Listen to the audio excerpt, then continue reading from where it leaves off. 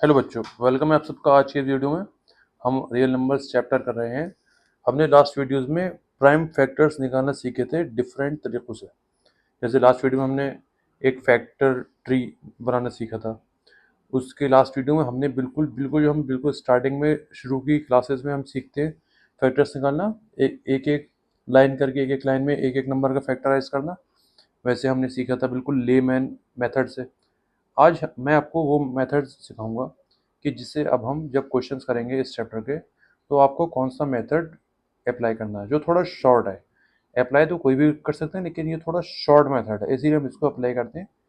क्योंकि एग्जाम में हमारा जो काम होता है केवल क्वेश्चन सॉल्व करना नहीं, क्वेश्चन को टाइम पे सॉल्व करना, कम टाइम में क्वेश्चन को सॉल्व करना हमारा जो है मकसद होता है। चलिए अब हम जो है एक एक करके छोटे छोटे नंबर्स लेके उनको हम फैक्टराइज करने शुरू करते हैं। जैसे 296 लिखा है, इसको मुझे फैक्टर्स निकालना है। तो ये इवन नंबर है, तो ये 2 के टेबल में आएगा। तो 2 के में आएगा तो 2। अब देखिए पहला नंबर देखा मैंने 1, 2 1 से 2 हो गया, ठीक है। नेक्स्ट नंबर लिखा है 9, तो 9 तो 2 के टेबल में नहीं आता है, तो 9 से छोटा कौन सा ऐसा नंबर है जो 2 के टेबल में आता है? 8 आता है। कितने से आता है? 2 4 जार 8। अब क्योंकि यहाँ पर था 9, हमने करा 2 4 जार 8, तो यहाँ कितना रिमाइंडर बचा? 1 रिमाइंडर बचा। वो जो 1 था वो अब इस 6 के साथ मिलके 16 बन जाएगा। याद रखिएगा, जो रिमाइंडर बचेगा वो अगले नंबर के साथ मिलके क्या बन गया? ये 16 बन गया। अब 2 8 जार 16 हो गया। ठीक, चलिए और करते हैं। ये भी 2 के टेबल में आएगा।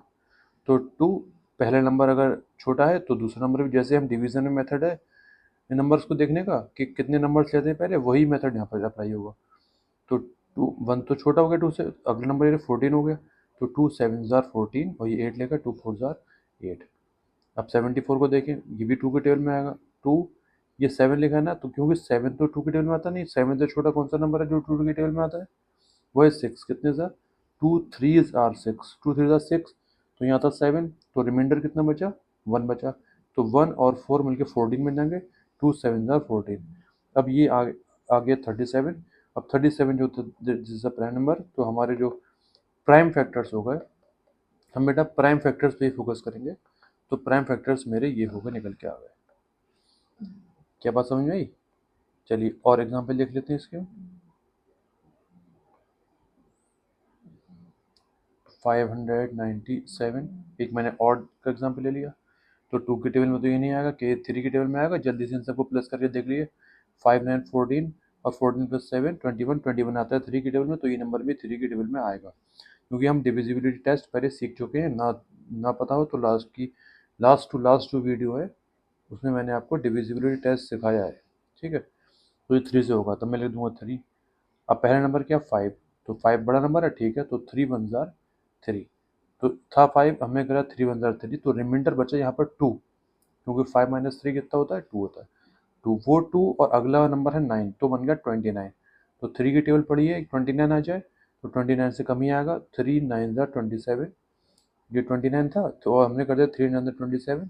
तो यहाँ पे भी रिमाइंडर कितना बचा? 2। अब वो 2 अगले 7 से मिलकर बन जाएगा 27। अब 3 9 जार 27। ठीक, 199 आ गया। ये 3 की टेबल में आएगा, प्लस करेंगे तो 19 आएगा, तो नहीं आता है। 4 की टेबल में नहीं, 5 के में नहीं, 6 के में नहीं आएगा, 7 के में आएगा क्या? फटाफट करके देख ले रहे हैं। 9 टू 18 1 नहीं आएगा। 8 के में आएगा? नहीं आएगा। 9 के में आएगा? नहीं आएगा। 10 के में? 11 के में? 10 माइनस 9 नहीं आएगा। 12 के में? जब शुरू के नंबर में नहीं आ रहा है तो आगे के नंबर्स में भी जो है, क्योंकि मैंने बताया था आपको, जो फिर 12 14 ये सब जो नंबर्स होते हैं, तो ये सब क्या कंपोजिट नंबर्स होते हैं। तो अगर कोई नंबर जैसे जैसे 12 है, हमें 12 से चेक करने की ज़रूरत नहीं है। अगर मैंने 4 3 तक, क्योंकि 12 जो 4 3 तक बन के बनता है, और कोई नंबर 3 के में नहीं आएगा तो वो 12 के में नहीं आएगा। ऐसा समझिए आप। मुझे कोई 18 से करने की ज़रूरत क्या है? 9 2 से 18, ठीक है। अगर कोई नंबर 2 की टेबल में नहीं आएगा तो वो 18 की टेबल में नहीं आएगा, ठीक है। अब देखिए 199 जो है this is a prime number. तो 597 इज इक्वल टू क्या हो जाएगा? 3 इंटू 199 आ जाएगा। ये उसके फैक्टर्स हो गए, ठीक। और थोड़ा बड़ा नंबर लेके देख लेते हैं। ये इवन नंबर है, तो 2 से कर ले रहे हैं। 2 4 ज़ा 8, टू टू ज़ा 4, 2 1 2, 2 1 2, ठीक है चलिए। 2 के में तो ये नहीं आएगा, 3 के में आएगा, प्लस करके देख ले रहे हैं, 4 2 6 6 7 8, 8 आएगा प्लस करके, तो ये 3 के में नहीं होगा, ये 4 के में नहीं होगा क्योंकि लास्ट में 11 है, 11 4 के टेबल में आता नहीं है, ये 5 से नहीं होगा क्योंकि ये 3 से नहीं होगा, तो ये 6 से नहीं होगा, क्या ये 7 से होगा, करके देख ले रहे हैं। 190 और 41 माइनस 18,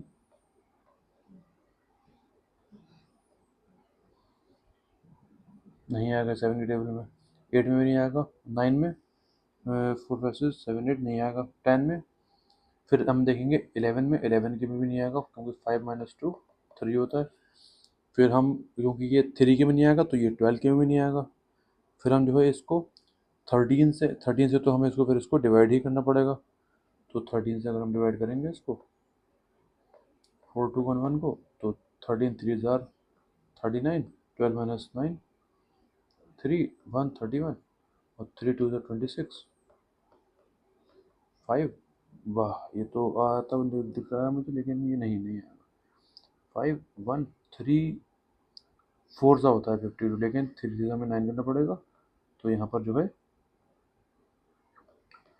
है ये 13 से भी नहीं होगा, 14 से नहीं होगा क्योंकि ये 7 की टेबल में नहीं आता है, तो ये 14 से भी नहीं होगा। बात समझे मेरी आप? जो कंपोजिट नंबर्स होते हैं उनके जो फैक्टर्स, अगर उनके फैक्टर्स किसी अगर फैक्टर से नहीं हो रहा है तो वो जो है उस नंबर से भी नहीं होगा। अब जो है 4211 है, ये भी मेरा जो है ये प्राइम नंबर आ गया, तो ये जो है इसको लेंगे 2 इंटू 4211, ठीक है। चलिए और कोई नंबर देख ले रहे हैं हम, बड़ा सा नंबर देख ले रहे हैं जिसमें बीच में 0 आता हो। चलिए अब इसको क्या करें, 2 से करें, तो 2 3 ज़ा 6, 2 4 ज़ा 8, 2 2 ज़ा 4, और यहाँ बीच में 1 आ गया क्योंकि देखिए 1 तो 2 के टेबल में आता नहीं है, तो हम अब हमें यहाँ पे जो है 1 के आगे 0 भी हमें लेना पड़ेगा। तो जो रूल हम डिवीज़न में अप्लाई करते थे कि अगर हमें एक नंबर और लेना है तो हम 0 लगा देते, तो यहाँ पर भी हम क्या करेंगे, 0 लगाएंगे। अब 0 लगा के हम क्या कर देंगे, 2 5 ज़ा 10, फिर ये 0 0 आए, फिर 0 का 0 आ जाएगा, फिर 2 1 ज़ा 2, 2 2 ज़ा 4, फिर 2 1 ज़ा 2, 2 1 ज़ा 2 हो गया, 1 रिमाइंडर आया, 1 और 14 मिलके 4 मिलकर 14 बन गया, 2 7 ज़ा 14, फिर ये 2 1 ज़ा 2, फिर ये 0 का 0 लिख लिया, फिर ये 5 है, 2 2 ज़ा 4, तो 4 हो गया, तो 1 रिमाइंडर बचा, 1 0 मिलकर 10 बन गया, 2 5 ज़ा 10। अब यहाँ पर फिर से केवल 1 आ गया, 1 जो है इसकी टेबल में आता नहीं है, तो 0 लगा दिया, तो अब 2 नंबर मैं कंसिडर करूँगा, तो 2 6 ज़ा 12 हो जाएगा, फिर 2 से हो जाएगा, 1 तो हो छोटा है, 17 ले लिया, तो 2 8 ज़ार 16, 16 हो गया, तो 1 बचा रिमाइंडर, और 1 और 1 मिल के क्या बन गया, 11, 11 तो आता नहीं है, तो 2 5 ज़ार 10 हो जाएगा, तो यहाँ फिर से 1 बचा, फिर ये 1 और 0 मिल के 10 बन जाएंगे, 2 5 ज़ार 10, अब ये 2 है, 2 1 ज़ार 2, फिर ये 5 है, 2 2 ज़ार 4, 1 रिमाइंडर बचा, 0 मिल के 10 बन गया, तो 2 5 ज़ार 10, 2 3 ज़ार 6। अब ये 2 की टेबल में तो नहीं आएगा, अब ये क्या 3 के में आएगा, प्लस करके देख लेते हैं, प्लस करके 29 आ रहा है, तो ये 3 के टेबल में नहीं आएगा, 4 के टेबल में नहीं आएगा, 5 के टेबल में नहीं आएगा क्योंकि लास्ट में इसकी क्या नहीं है, 5 और 0 नहीं है, 6 के टेबल में, क्योंकि ये 3 के टेबल में नहीं आएगा, तो ये 6 के टेबल में भी नहीं आएगा। 7 से करके देखें, 7 से अगर हम करके देखें तो हम अपना रूल लगाएंगे, 8 5 5 1 2 5 माइनस 6, तो 8 5 5 1 6 करेंगे तो हो जाएगा 6, सॉरी,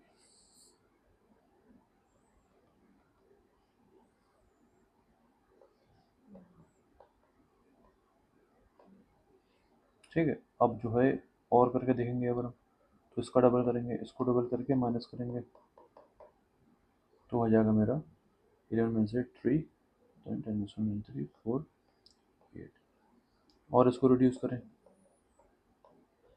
6 8 5 4 3, और रिड्यूस करेंगे, और रिड्यूस करेंगे,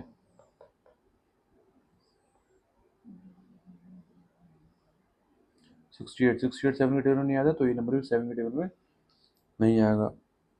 8 से नहीं होगा क्योंकि लास्ट के 253 8 के टेबल में नहीं आएंगे। ठीक है, अब जो है हमारा 10 से भी नहीं होगा।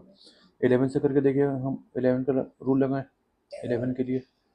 11 का रूल देखिए क्या था, 8 + 5 13 13 14 15 15 और 18 आ जाएगा ये। अब इनको प्लस करें, 5 6 6 5 11, माइनस करेंगे तो 7 आएगा।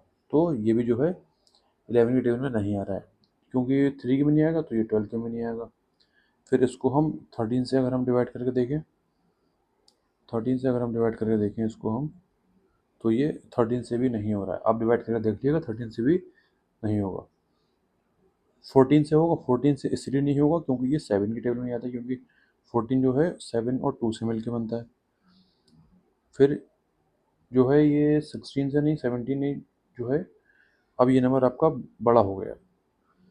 अब ऐसी जो है आप अगर आपको डिवाइड करना तो आप सारे प्राइम नंबर से इसको डिवाइड करके देखिए, क्योंकि कंपोजिट नंबर से इसको करने का कोई फ़ायदा नहीं है।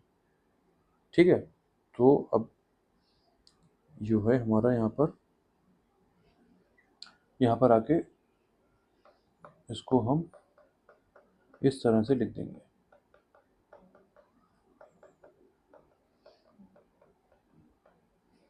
ठीक है, आपको एक आइडिया मिल गया होगा, क्योंकि आपके जो क्वेश्चन आएंगे ना एग्जाम में, तो मतलब इतने बड़े तो नहीं आएंगे, बस आपको एक आइडिया मिल गया कि जो है क्वेश्चन को प्रोसीड कैसे करना है। ठीक है, अच्छा एक छोटा सा मैं एग्जाम्पल ले लूँ, जो बच्चे बहुत कंफ्यूज होते हैं इसमें। जैसे कि हमारा हो गया 306 हो गया, इसको 3 से करना है, तो 3 1 3, ये वाला 0 बच्चे गायब कर देते हैं, तो ये 0 बहुत ज़रूरी होता है। 3 0, फिर 3 2 6 होता है। ठीक है, फिर इसको जो है 10 देखेंगे तो 3 3 9, 1 बचा 12, 3 4 12, फिर ये 2 से हो जाएगा, 2 1 2, 2 7 14, बस ये हो गया।